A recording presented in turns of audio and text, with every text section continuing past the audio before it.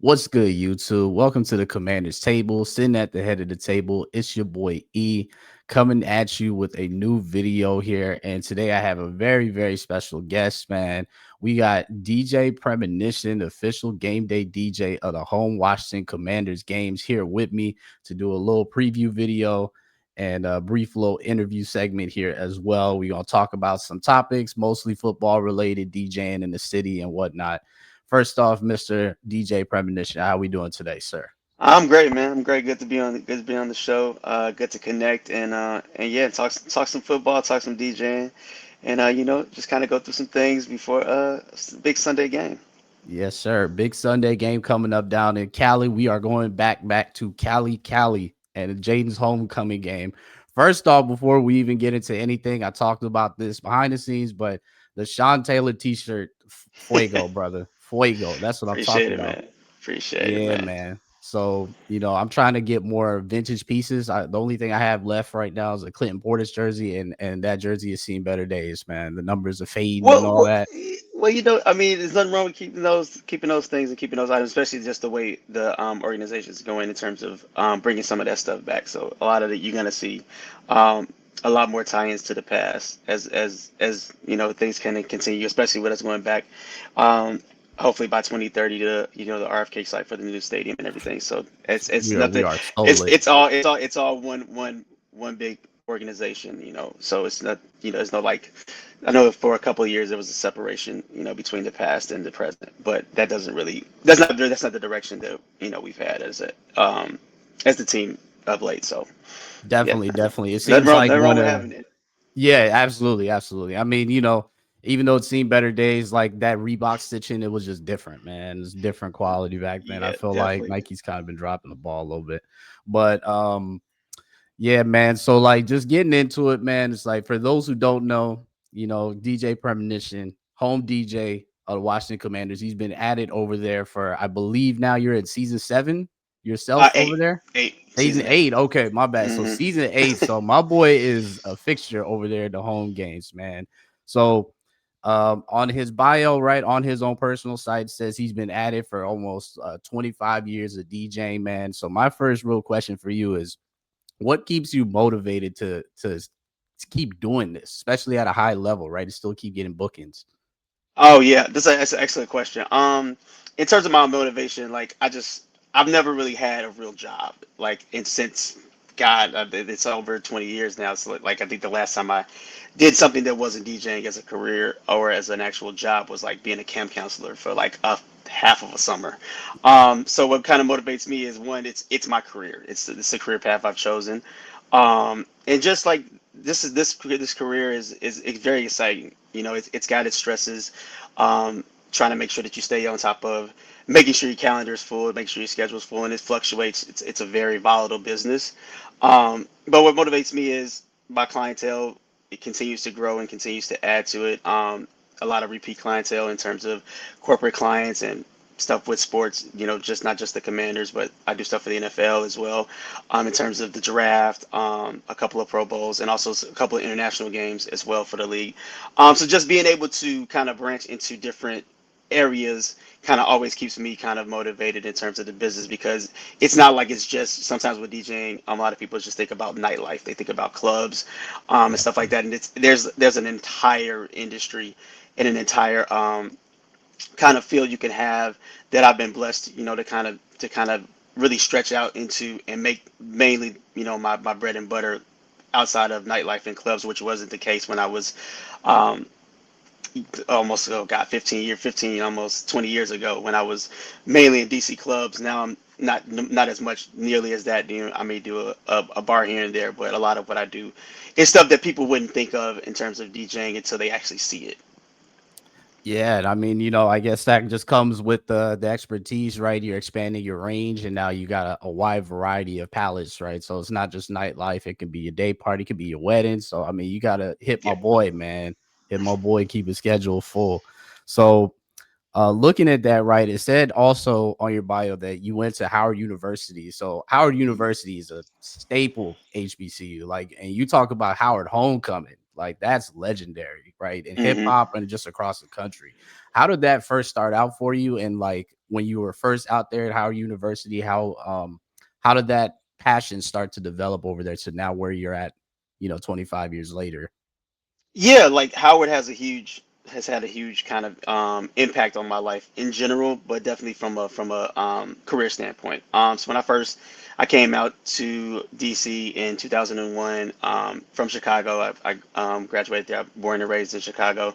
Not a Bears fan. I was actually a Dolphins fan growing up because I was a huge Dan Marino fan. Yeah. Um, but came out to DC to go to Howard, and just being able to that kind of network and support system allowed me to kind of really figure out what I wanted to do with my life, which I originally thought I was going to be which is funny because I'm on a podcast now. I just thought I was going to be a broadcast, like a sports analyst, which is amazing, like just tying everything in full Full circle. circle Now, moment. now I DJ for sports, and not and get to talk about that aspect of it. So when I came to Howard, I just had an ability to do a whole lot of different events. I was still a little bit new in the DJ game in terms of I hadn't been into a club at all before. I'd done like a few parties here and there, but I was able to do like anything from pageants to town hall meetings to a house party. And when I first got into it, and so Howard, I would say, really allowed me to kind of just do all kind of different types of events and kind of find a passion for DJing, not just something that I wanted to do as a hobby. And then get into nightlife when I was a junior in college in '03. That kind of branched a lot of it out for me as well. And then I made the decision, I would say right around '05, that I wanted to like really pursue it as a career. And so then I used those networks to kind of help jumpstart my career, knowing people, from all different areas, walks of life from Howard, and using my networks from being in a fraternity. I'm an alpha that pledged at Howard, so that allowed me some opportunities. So Howard's a huge influence and impact on my career, and just allowing me to find my passion, find what I wanted to do, and then use those networks to kind of jumpstart that career. That's a beautiful story, man. Because I look at Howard University like a cornerstone for Black culture, bro. So to kind of use that as the launching pad for everything else you're doing right now is a blessing, and I'm happy for you, man. Yeah, So absolutely, absolutely, man. And Howard, just from a business standpoint, that's one cert. But Howard, from a personal standpoint, has done just a ton for me. So I look absolutely, forward to. I don't ever miss Howard Homecoming. I mean, I still live here in DC, but even if I know people that do, and they're like, oh, I mean, I'm like, nah. Every single year, yeah, even locked if in. I'm not working, which I'll be working a ton this year, but I didn't as much last year, but I don't miss it. It's one of the best times of year for me. So I look forward to it every October. Yeah, I mean, me too, man. And like, even if I'm not like, in my prime in my early 20s anymore, where I was drinking and having a good time, it's still just the energy in the city, man. It's just different at that time. So I definitely understand where you're coming from, man, with that. So kind of fast forwarding, right? We're gonna get to your first starting point with the then Washington Redskins at the time when you Yep. first started, man. How did you land that gig, and like, how did that process go, man? So a lot of things in life are just timing. They're timing and and then season and opportunity. So what I would say about that is there was a transition going on in what we call the game entertainment department, which is basically your things you see on video boards, audio you hear in the stadium, kind of the game presentation. Um, that happens at sporting events. So what was happening was that there was a transition in leadership from there, and the person that was coming down was coming from the New York Jets, and the New York Jets had just finished their first year with DJ John Black, who's a close friend of mine. We work for the same one of the same companies out of New York, based out of New York, for DJing. And so they kind of wanted to replicate that. They had a lot of success in the first year with John, and they wanted to pull from kind of that same kind of Pool of company talent. to just to talent pool and kind of figure out if they could replicate that. And so it was me and a couple of the DJs that worked for the company that were down in the DC area. I sent in a mix. They wanted me to send in a mix, and then I had a phone interview with the person that was taking over game presentation, and somebody had already been there as well, that was in game presentation, and we just kind of hit it off, and they decided to go with me. And then That was also they wanted to do a two DJ system. So we have so at the Commanders we have a two DJ system for our actual in-game presentation. So I basically am the main game day DJ, but also DJ Jealousy was my counterpart at who also works for WPGC and a ton of Shout out to other. him. Shout out to him. He's works for a ton of other sports teams as well. UVA football. He's been with the Wizards for almost 8 or 9 years as well. So, Busy man. yeah, he was a great mentor and a great person to kind of just allow me to kind of make my mistakes while also learning on the job. That first season. So yeah, so they wanted to replicate that. We kind of hit it off. And I've survived so many different changes over the years, which is amazing and a blessing. Along with him. So we're both still there, eight seasons later. Yeah, that's amazing, and you definitely did survive through some things, man. We went through a lot of coaching staff since then, dude. Yeah, yeah. I mean, coaching staffs are the easiest part of it. It's the actual, just you'd be amazed at the small changes that happen on the business side that can affect, and every single I tell Definitely. people every single year it's its own beast, right? You hope to be back, but you never know. Like I know Yeah. DJs from other teams that they have been there for decades, and one different regime change kind of changes everything. So I've definitely been blessed, and also I have to give myself a little bit of credit for just a season opportunity. Like everybody doesn't get. Everybody gets, in my opinion, an opportunity. It may not be the same type or caliber of opportunity, but we all get opportunities, and it's a matter of just maximizing those opportunities. And so while I did like have a lot of growing pains my first season, I also showed a lot of value for both the team and people that were going to be back, no matter what happened with the regime. Because that regime changed. The guy that came from the Jets, he was only there for that one season, and so just showing kind of value and also taking your craft like very very serious and taking the business serious and actually putting in the work, putting in the time and connecting with people and showing them that you have a value, but also that you want to be a part of this team because it's a team effort. Like nobody does this by herself. Like I have from audio guys that make sure I sound good to uh, producers that are making sure that everything flows to just down to somebody that's doing the ribbon boards. We're all kind of this main one team doing game presentations. So it's important to be a part of that team and not have this massive ego to say, oh, I'm the DJ that commands. Like, yeah, that's a good thing, and it's a prideful thing, but at the same time, I don't do this by myself. Yeah, you sound very Jane Daniels like, brother. I can't lie. Cause that's Jane like 101 right there. He knows what comes with being a quarterback. You get all the praise and all the hate if you lose, and he's just even kills. So I mean that's good. And yeah, it's definitely gotta be a team effort, man. And that's good that you have a good group of people around you and you're able to keep working at your craft. And I think that's also very important. You gotta stay on point, man, because the minute you start becoming complacent, that's when things kind of go south. I would say, at least in my experiences in life. Yeah, yeah, you open yourself up for vulnerability, and you want to always be getting better. You want to be getting better. You want to be making strides, Definitely and especially with this team, like there were seasons where no one really cared from an actual like what we did standpoint because it was just the team wasn't very good. Ownership was not kind of in good. turmoil and everything. Yeah, I'll keep my opinions, but it was from a fan it standpoint, was fans were not turmoil. happy. Yes, Fan yeah, fans were not happy, and so now it's different. The spotlight is different. Like I remember last year, we went into the season with one. I'm sorry, with nothing but 1 o'clock games, nothing.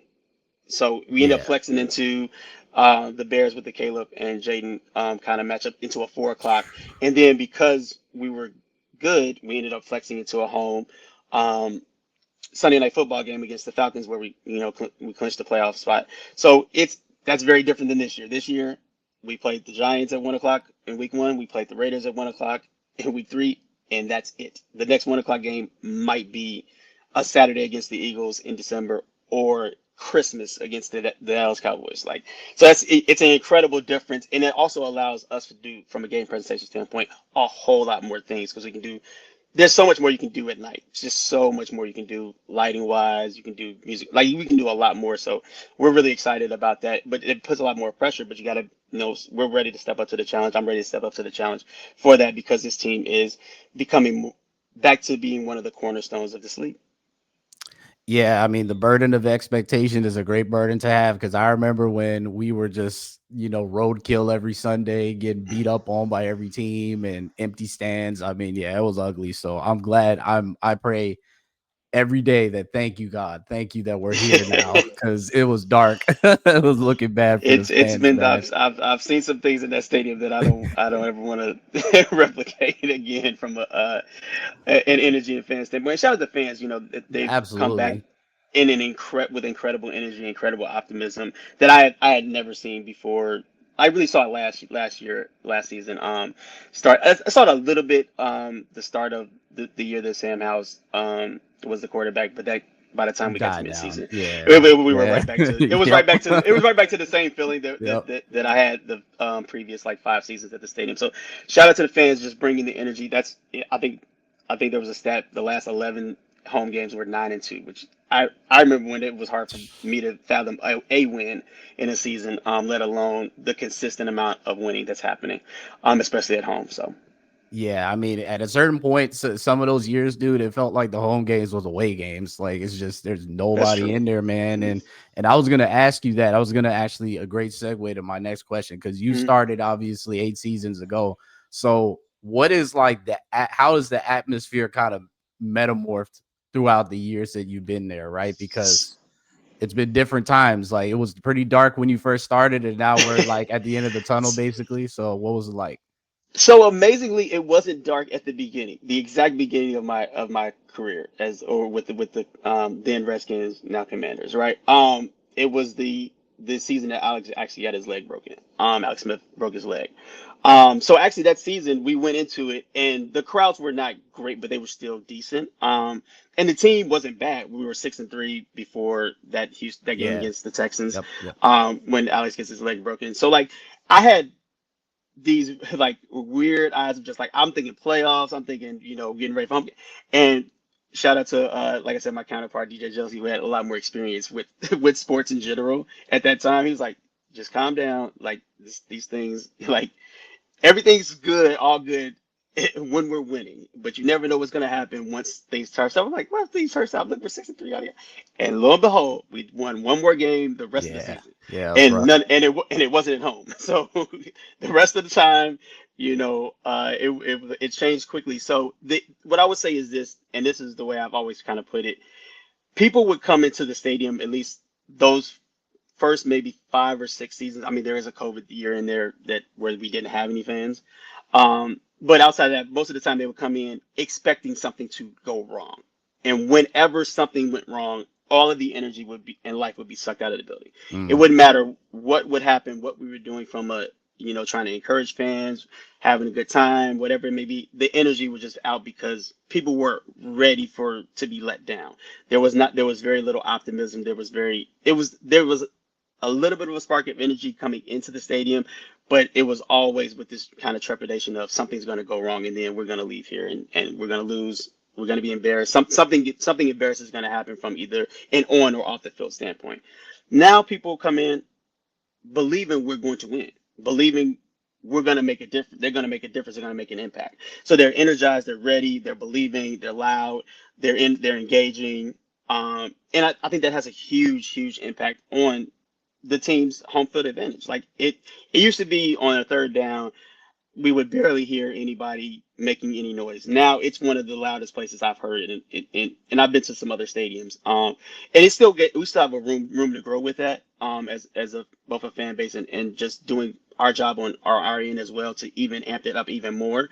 But it's definitely you can feel that the energy is much different. That's optimism and belief, and some of that comes from you know new coaching staff that has a different perspective and quite frankly, when you have a franchise quarterback, it's it adds a lot more hope and belief in what you can do as a team, and fans feed off of that, and so we feel that energy and we try to replicate that back and feed off of that and amplify that so that the players and the team is energized even more, and those guys are getting amped up even more than they ever have. They're engaging with the crowd more than they ever have, and so that's really what's happening at Northwest Stadium these days. which I really appreciate because it makes my job a lot easier. It makes my job a lot more fulfilling.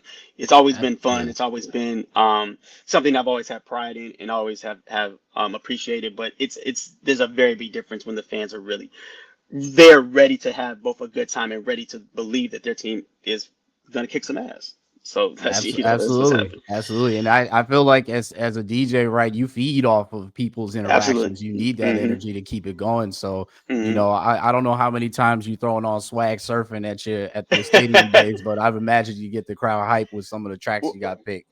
Well, we used to use that as kickoff song for, I think, yes, part of last season, but we ended up changing it for a variety of reasons. But I play Yeah, it every now and then. But we, I mean, we get like you'd be amazed at some of the things that ring off. One of the things that we found during last season was one of our biggest kind of sing along songs was Beastie Boys "Fight for Your Right." So like nice. that rings off. We've used Bismarcky. Um, before as well that helps. So May you so rest in some of those peace. staples, yeah, definitely rest in peace. I actually worked my first off season. We had the draft event. He actually was the headliner at Oh, that's so sick. our then Redskins draft party Yeah. that we had at I think it was at Anthem down at the Wharf. So rest in peace then. But I mean, like you'll like when people are feeling good, they're ready to have a good time. You can get away with a lot more things you can When when it's the reverse. everybody's yeah, It's a little when everything's looking it's bad. I tell people sometimes like, man, this is like, man, this sounds so good. I'm like, it sounds a lot better because we winning, So Yeah, I absolutely. I'm doing some things differently, but a lot Yeah. of it is it's the energy is different, and when you're in a better mood, and music is gonna hit it completely Yeah, different than when they're you're not. definitely So, more receptive, definitely, and hmm. I'm not even gonna lie to you, bro. I'm guilty of it because I'm a fan, and fans we overreact. This whole channel is Hmm. basically built on overreactions. I ain't gonna lie, because I'm just like, as soon as I watch this team like do something wrong, it's like the skies fall. It's like, no, Hmm. please, no, you got to do better. We can do better than this, man. And so I was also gonna say, since obviously you've been there for a minute, so were you at work during the Hail Mary game last year? Yes, a Oh my hundred percent. gosh, what was that So like, dude?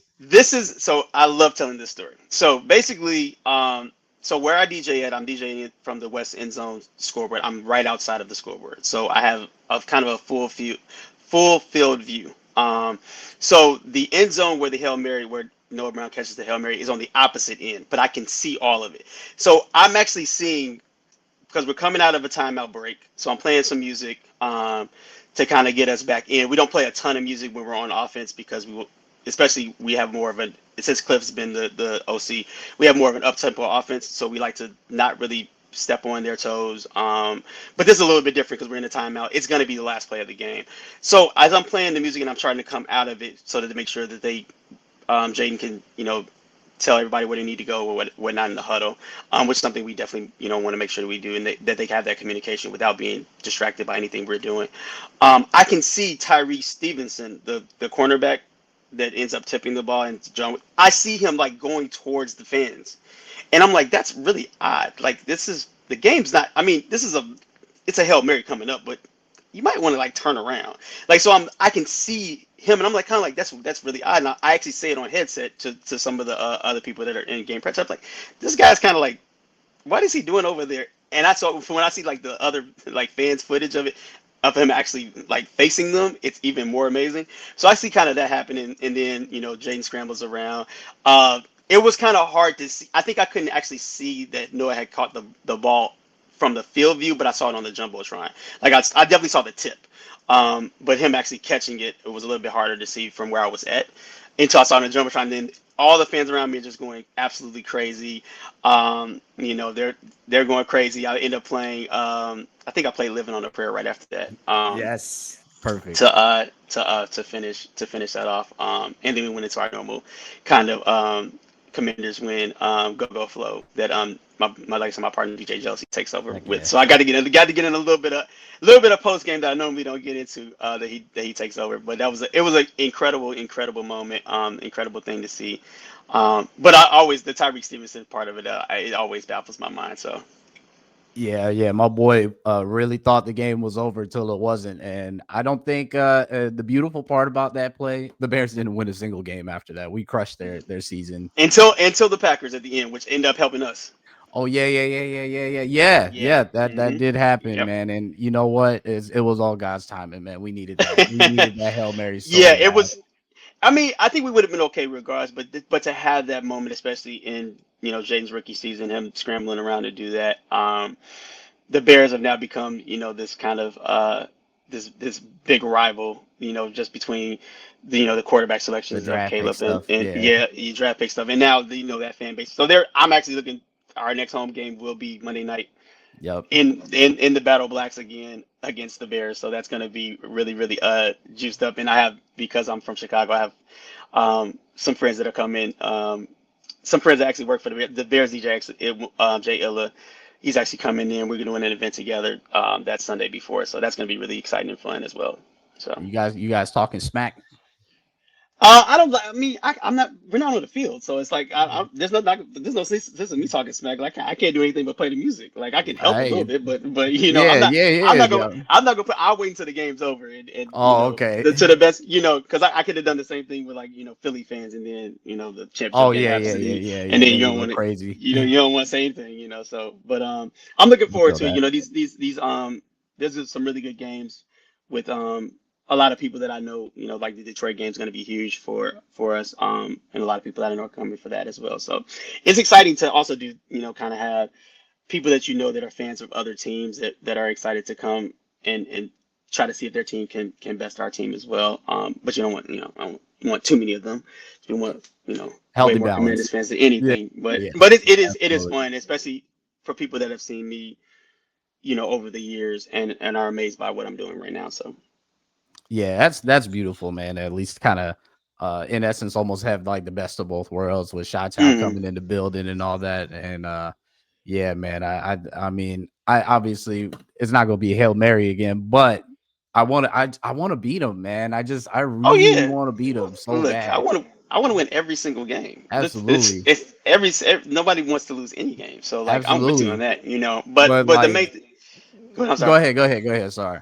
No, but the main thing is like for me, I like the energy from a work standpoint. As long as those games are either we're destroying somebody or those games are close, they're always that makes for a great environment. And so it's going to be Monday Night Football, like I said, this rivalry has been brewing. And we play the Bears. God, I can't remember. This is like it got to be like the fourth primetime game I've done that's against the Bears. I think I've done like another Monday night, a Thursday night, and I guess the 4 o'clock ended up last year. So I think this is the.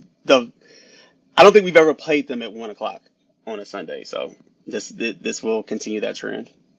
Yeah, it's very interesting because like the last two matchups, I would say I think the last one before the Hail Mary thing was yeah, Justin Fields lighting us up. That was fun. Yeah, DJ Moore going crazy. Yeah, Yep, that yep, was probably yeah, one of the lowest lights of the time I've been with the team. That was yeah. very That disappointing, was a and that was early in backbreaker. the season. Yeah, Yeah, yeah, yeah, dude. Yeah, when they yeah, DJ Moore went basically Jerry Rice on us. Yeah, it was yeah, crazy. I yeah, was yeah. like, That was not a fun. That's actually after that game. I think when fans came in, that's when it was back to the old kind of yep, feelings. same old song and dance, So just yeah, gloom and so yeah. doom. Yeah. hmm All right. So this next question I got is going to be more of a fan oriented question. And do you have a favorite ever Commanders player? So I don't want to assume Sean Ooh, Taylor, but he's not a a bad pick. But who favorite would you pick? ever. So um. I've been able to DJ the entirety of Jeremy Reeves' career so far. Like he was on the practice squad, I think my first year started. So I'd be able to see his career. Actually, he's one of probably my favorite players since All I've Pro been with the Revo. Shout team. out to him. Is yeah, shout out All Pro Revo. Like he brings a ton of energy. Definitely. Probably outside of him, probably Terry. Yeah, between the two of them. But All right. probably I would still probably go Revo. Revo. I mean, I love All Pro Revo's story, man. Like it's like they would do everything they can and not have him on the team, and he always gave them a reason to keep him. he You know. he's a perfect example of just attacking every single day, not getting complacent, but also not getting believing in what you can do. He never gave up on himself. He continues to find a way to find himself on the field, and now he's playing a lot more defensive snaps as well, and including his outstanding special teams work. So shout out to Reed. Like I said, he brings a ton of energy. Even when he was just on the practice squad and on and off the team, when he was out there, he was always bringing energy. He always brings energy, and so he's and he brings violence, which I love in a football player. So Definitely. he's definitely one of my favorites. Because like I said, it's different for me because I wasn't a fan of the team growing up until I started working for the team. Later So on, yeah, I my got yeah, so my favorites are people that I've been able to actually see their career. Like I said, Terry got drafted the year my going into my second year, so I've gotten to experience his entire career as DJ, and also shout out to him because he shouted out me in an interview before about some of the music I was playing. So nice, I nice. gotta Shout out, gotta give gotta shout give out. gotta give Terry a little nod for that. Hey man, shout out to Terry, man. That's our boy. And honestly, I'm gonna be real with you. I have seen a lot of wide receivers we drafted in this franchise. He's probably the best receiver we have drafted that I have seen in my lifetime. And I'm in my 30s, so that just Hmm. tells you we're in a better direction right now. I ain't gonna lie, man. I ain't Definitely. gonna lie. So the next thing I got here, we're gonna talk about the season thus far. We're sitting at 2-2, not the Hmm. best, but not the worst. We haven't gotten blown out really in any game. The Packers game, probably you could say we let that one go a little bit. We kind of showed up not playing well. The Hmm. Falcons, you have defensive miscues, is kind of where they were lighting us up. How would you say the season's going thus far? And are you panicking right now? Us going up down to LA. Um, I'm definitely not panicking. I think to panic after 4 games when you're 2-2 is a Wild. bit ludicrous. Yeah, Yeah, so I'm not gonna definitely. not panicking. I mean, I think this is a very good football team. I thought that coming into the season. I still think that the injuries are concerning. Definitely. You definitely don't want to be as injured as they are this early in the season, but that's a part of football. That's a part of NFL life. Is everybody is going to go through some type of injury kind of stretch or injury challenges. Nobody's quarterback plays. Very few quarterbacks start the entire season. So your backup's got to be good. Marcus got us, through 2 games at 1-1, and so that's a blessing in itself because it, could have easily been 0-2, with a lot of different other, backup quarterbacks. So the injuries are concerning, but I think they're still a good football team. Whether obviously you want them to win in LA. I don't think that's going to define the season. To be honest, I think just to get healthy a little bit at the right time is going to be big, and getting Jaden back this week is huge, and to let him because he's been playing he hasn't been playing up to his level in the first 2 games that he played, which is amazing because he still was really good. Definitely. That just shows you that the standard has changed. But I still think they're a really good football team. I think they'll be okay. It's just the injuries are a little concerning, and if those continue to pile up, then maybe a little bit of trepidation starts to set in, but not right now. No. Yeah, no, I agree. And injuries are definitely, the wild card in any person's in any team season. And we've definitely been going through it early. And the one thing that sucks is like this year we have another late buy. So it's like, we don't Hmm. even get the chance to really recuperate till later, but maybe it works out for our favor. Well, it remains to be seen, but I definitely feel the same way. I'm concerned about these injuries piling up, and we can't take any more starters, man. We need them. We need these guys out here, because we're going up against the top dogs. So this is actually I wanted to put this on stage here, right? So we're gonna look at what we got here as far as the schedule. So obviously Chargers coming up. Then we have Chicago coming in our building. You're gonna be at work handling business, right? Doing I what you will. got to do, motivate the crowds and the team. And then, we got Dallas, we got Kansas City. So October is a gauntlet, right? Hmm. For these teams. So starting, I want to get your thoughts for the LA Chargers game. And like, we're going to do like a pick 'em in essence here. I'm not gonna pick it. I'm not gonna pick them. You can't get me to pick them. Nope, nope. You don't I want to learned put that a that while ago. juju. Nope, nope, nope. I give you how I think they can win. There Okay. we go. Yeah. So that was actually, and that's great that you said that, because that was actually going to be my next point. For the Chargers specifically. Okay. Hmm. What would you say are the keys to victory to get out of that game and come home 3-2 ready for the Bears? Um. Well, the Chargers are a good running team. I mean, Herbert's been Lighten it up. he hasn't been lighting up the last couple of weeks, but he No. can. Um. And the team has been better at stopping the run up until I mean, because I guess Bijan had a ton of receiving yards. Not I don't I mean the tackling wasn't as great as it was in the previous weeks. But I mean just play kind of complementary football. Like when we control the ball, time of possession is huge with our team, even when we're running tempo. So getting back to some of that stuff to keep the possess the ball, start faster on the road, which they haven't.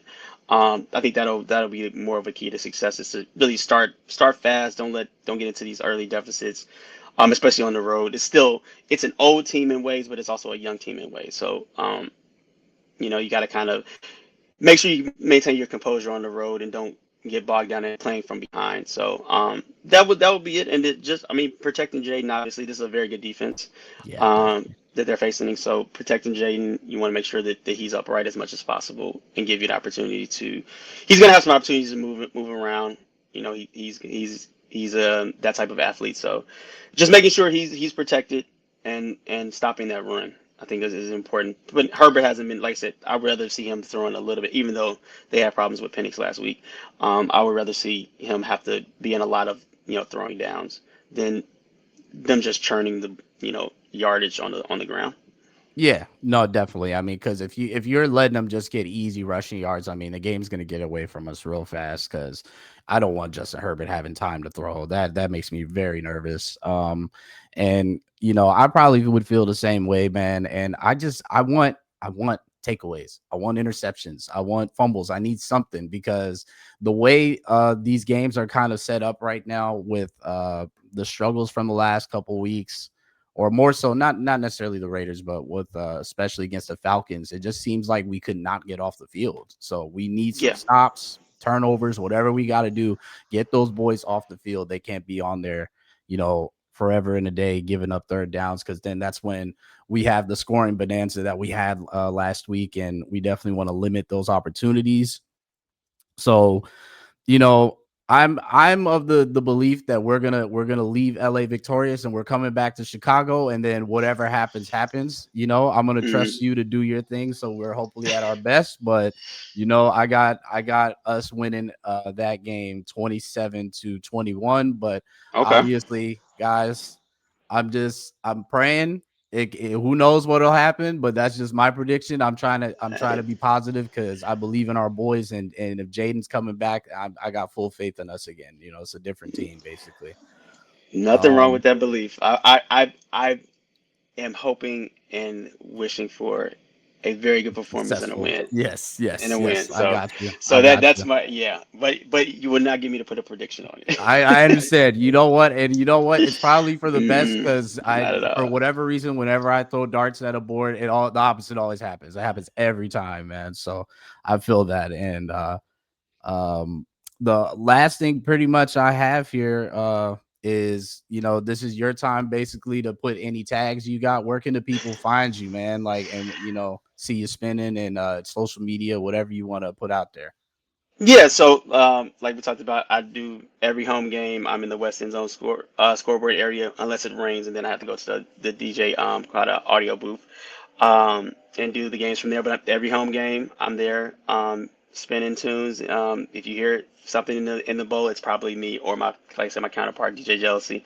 Um, so doing that a lot of what I have is corporate stuff from an actual like public standpoint. I'm at Black Whiskey like two, which is on 14th Street down in DC. I'm there about 2 to 3 Friday and Saturdays out of the month. But that's all my schedule, and my schedule is on my website, which is djpremonition.com. Um, yeah, and then on social media, everything's at DJ Premonition. So it's DJPREMONITION if you can't read it on the screen right there. Right there. Um, so yeah, that's all the plugs I kind of have, man. It's just to encourage people to come out to Northwest Stadium, have a good time. We're rocking out, we're having a good time and vibing, and especially those night games that are coming up. You're gonna see things that you've never seen before if you've been to Commanders or Redskins or football team games in the past. You're gonna see a lot of different stuff and a lot more of improvement and just use of what we have. We don't have as much as other teams do from a stadium perspective, but we use every single ounce of it. I'd say the things we do compared to what other stadiums have at their disposal is incredible. As somebody who's, like I said, I've gone to other stadiums and talked to other people that work in game presentation. I've done NFL stuff on other levels. We're working with a lot less, you know, and shout out to ownership for giving us even more to get to maximize those capabilities. But we're doing the best we can, and you're going to see a lot of a lot of improvement and a lot of things that are just really really cool from a presentation standpoint. So come on out to a game. Yeah, coming out to the game, I haven't been to Northwest Stadium since it's been christened Northwest, so I definitely got to come in and tap in with you, brother. And also, if you guys are already having this type of experience with just where we're at now, imagine what it's going to be Oh, I do you. 2030, It's man. gonna. Oh man, the It's up. capabilities and I that's one of my goals is to last long enough Yeah. to work a season at the new stadium. But Hey. whether regardless if I'm there or not, it's going to be incredible. Like I said, I know ownership is very very committed to making the best of both the present and the future, and that's been unequivocally evident in the investments that they've made. And so shout out to them. All right. Shout out ownership. Shout out to the Commanders, the Redskins, the Washington football team, whatever name you guys love. Right now we're the Commanders, though. So, you kind of got to let that one go. But I appreciate you for tapping in with the channel, brother. And hopefully we can even get you back on a couple more times throughout the season just to kind of check in and see what the home vibes are like. But other than that, guys, ladies and gentlemen, thank you for coming on to the Commanders Table channel. It's your boy E signing out. Come like, comment, subscribe. It really helps the channel grow, and looking forward to doing more things here and growing.